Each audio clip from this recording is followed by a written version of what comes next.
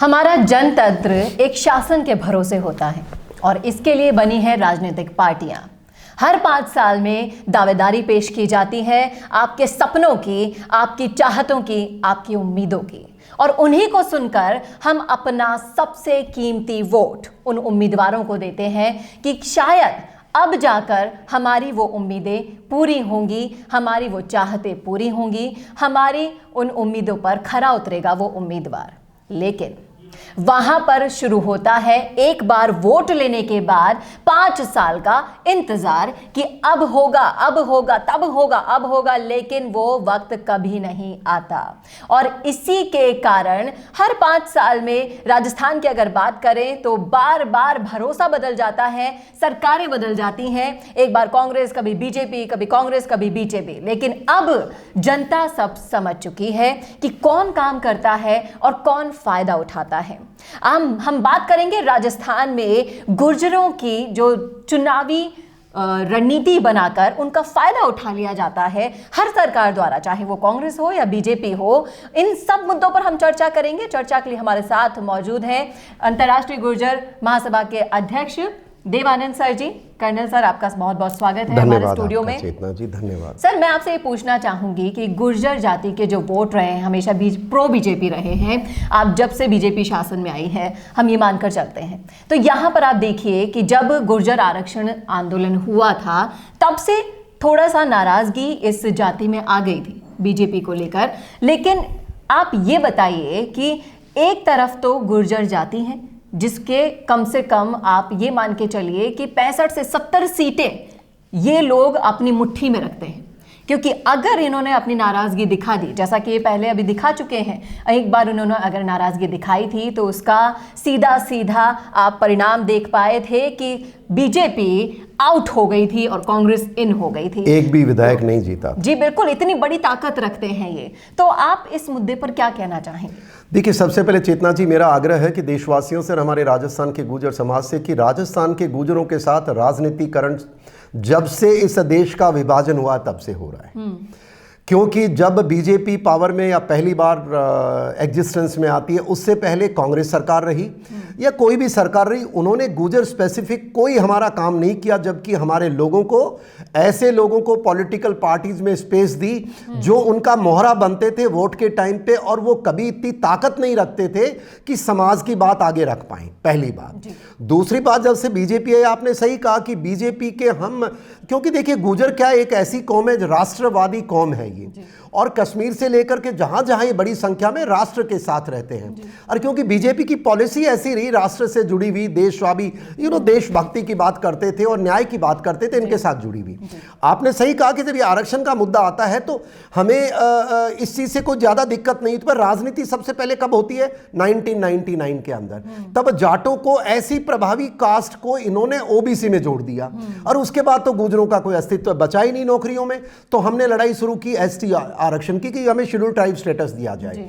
वो स्टेटस की लड़ाई चली और एक दिन ऐसा रूप आया जब बीजेपी की सरकार थी, सिंधिया जी चीफ मिनिस्टर थे। आपको पता, अंजाम हमारी 72 मौतें होती हैं और उसके बदले हमें कुछ नहीं मिला।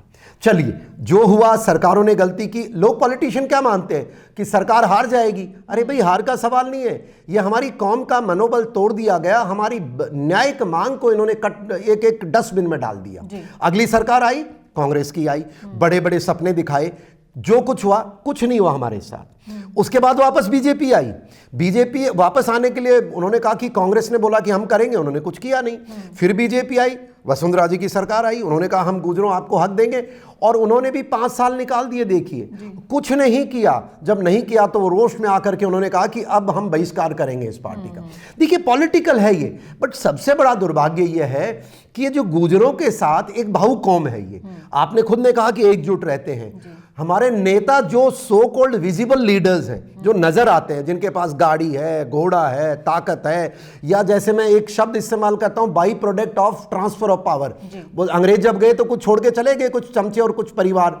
आजकल भी by product of various political turmoil, वो जब होता है तो कुछ लोग निकल के आते हैं। वो आज भी हमारे जनप्रतिनिधि हैं जो पॉलिटिकल पार्टीज में हैं। पर मैं आपको इतना ही कह सकता हूं, मेरे 5 साल के सामाजिक जीवन में मेरे इस मंथन दिमाग से, और मैं अधिकारी रहा हूं साहब चेतना जी, मैं कोई ऐसा नहीं कि मैं बिना मंथन किए कोई चर्चा कर रहा हूं। मुझे एक लीडर नहीं मिला पिछले 70 साल के इतिहास में राजस्थान में जिसने गुर्जर समाज के वोट नहीं लिए। जब चुनाव होते हैं क्या कहते हैं, मैं गुजरा को छोरो हूं, टाबर हूं, मैंने वोट दे दो। चुनाव के बाद क्या कहते हैं, मैं सर्व समाज का नेता हूं। मैं आपको एग्जांपल देना चाहूंगा चेतना जी, हमारे जोधपुर या देवधाम एक हमारा बहुत बड़ा स्थान है, वहां पर मैं जब पहली बार गया वहां सड़क का निर्माण कमजोर था। तो मैंने अब मांग उठाई कि यार अभी हमारे यहाँ एमपी हैं, हमारे एमएलए हैं, हमारे मंत्री हैं, सब कुछ है क्योंकि गुजर बाहुल्य है। मैंने कहा चलो हम सड़क की मांग रखते हैं। तो पहली बात तो जो उनके बाई प्रोडक्ट जो कहता हूं ना पॉलिटिकल टर्मोइल के, वो अरे कर्नल साहब सड़क की क्या जरूरत है। मैंने कहा भाई साहब आपको नहीं, मुझे तो है। आप मानेंगे नहीं चेतना जी, मुझे धरना देना पड़ा मंदिर के प्रांगण के बाहर वो सड़क बनवाने के लिए। और उस समय जो हमारे मंत्री थे कौम के, गुजरों के, मैं नाम नहीं लेना चाहूंगा, पूरा समाज जानता है, उन्होंने कहा कि ये सर्व समाज का मामला है तो बताओ, अकेले गुर्जर समाज की सड़क नहीं बनेगी। धन्यवाद गहलोत साहब, आपने पिछले बजट में बजट दिया और हमारी सड़क निर्माण हुआ। इस तरह के अन्याय हमारे साथ होते हैं। तो वोट लेते समय सब गुर्जर बन जाते हैं और जब काम की बारी आती है, आप बताओ हमारी आरक्षण की मांग गलत सही का फैसला नहीं है, पर इसका सॉल्यूशन तो होना चाहिए ना। और गुर्जर भाइयों आप राजस्थान के सुन लो, देखिए मेरे को तो ना तो कोई रिजर्वेशन का फायदा मिलना है, न मैंने आकर के कोई ऐसा राजनीतिकरण करना है, पर मुझे पीड़ा है मेरे इन समाज की, मेरे भाइयों की, जिनके साथ इतना अन्याय हो गया।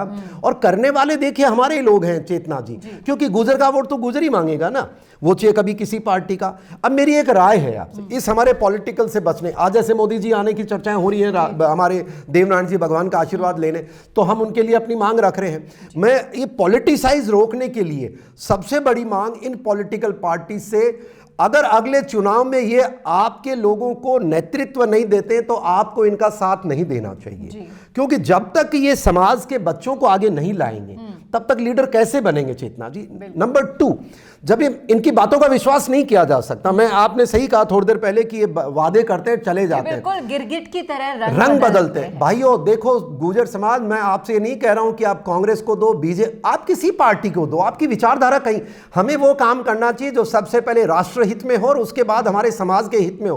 क्यों समाज के? क्योंकि हमारे वोट की ताकत है, हमारे कारण अगर सरकारें बनती है। तो आप एक फैसला करो इस बार कि जो पार्टी मैनिफेस्टो के अंदर आपकी समस्याओं को नहीं लिखेगी, चाहे वो आपका भाई क्यों ना हो, उसका समर्थन आप नहीं करें, ऐसा मेरा आग्रह है। और दूसरी बात, जो पार्टी भूमिपुत्र, चेतना जी आप बताओ, मैं भाइयों आपसे पूछना चाहता हूं, क्या झुंझुनू का रहने वाला बच्चा झुंझुनू का एमएलए बनना चाहिए, खेतड़ी का बनना चाहिए, कि आप दूसरे नागौर या दूसरी जगह से? देखिए जिस क्षेत्र से हम निकल कर आते हैं, अगर उसी क्षेत्र के उम्मीदवार को अगर हम मौका देते हैं तो वो अपने क्षेत्र के लिए काम बेहतर करवा और वो बेहतर करेगा। बिल्कुल। पर राजस्थान का दुर्भाग्य देखिए चेतना जी, 5-5 एमएलए देश से, प्रदेश से बाहर के हैं। ये दुर्भाग्य सिर्फ गुजरों का है। और ये कौन कर रहा है? हम क्या है, नागरिक क्या कर सकता है? पार्टी जिसको टिकट देगी वही तो होगा। अब पार्टियां टिकट बाहर, कोई यूपी से इंपोर्ट करता है, कोई दिल्ली से करता है। और भाइयों देश के गुजरों से मेरा आपसे हाथ जोड़ की विनम्र विनती है, राजस्थान के गुजर कमजोर हैं, अशिक्षित है, पैसा कम है, पर अगर आपके पास पैसा ज्यादा और आप हमारे राजस्थान के गरीब गुजरों का भला करना चाहते हो, हमारा हक न मारो, आइए मदद कीजिए, बच्चों को आप गोद लीजिए, पॉलिटिशियंस है, आप तैयार करो इनको नेता। क्या हमारे राजस्थान में रणबांकुरों की कमी है? क्या राजस्थान में बच्चों की कमी है जो आने वाले भविष्य में देश का? राजस्थान से ही क्यों, हमारे जो सचिन पायलट जी हैं उनको भी मौका नहीं दे गया। या आप अब देखिए, पूरा समाज उनके साथ है, लेकिन उन्होंने संघर्ष में ये 5 साल निकाल दिए।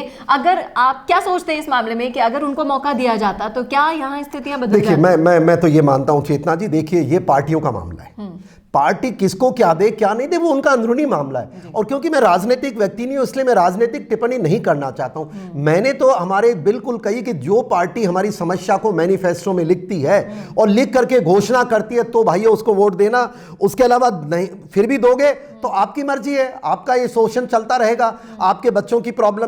क्यों सड़क पे हम घूमते हैं, कभी हमारा मंदिर तोड़ दिया जाता है, कभी हमारे चोमोरिया जैसे मंदिर में फॉरेस्ट वाला आके ताला लगा देता है, क्यों नाग पहाड़ के ऊपर हमारे आने जाने की व्यवस्था नहीं है, क्यों वहां बिजली की व्यवस्था नहीं है, क्यों बुढ़ी महिलाएं नहीं जा सकती, क्यों बच्चे नहीं जा सकते, क्योंकि हमारे वोट को हमने कभी नापा नहीं है। और समस्या क्या है समाज की, मैं गिना सकता हूं गुजरों को।